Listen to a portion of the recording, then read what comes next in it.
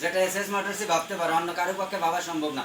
মাত্র 14,000 টাকা showroom paper, একদম সেলফ স্টার্টের গাড়ি, শুধু ব্যাটারি তুললেই সেলফ হবে। একদম সুপার টুপার চেন কভার, সারি গার্ড, সিটটা খুব সুন্দর, টাঙ্কির কালার এ সাইডে খুব সুপার আছে, মাঝের কালারটা একটু হয়েছে।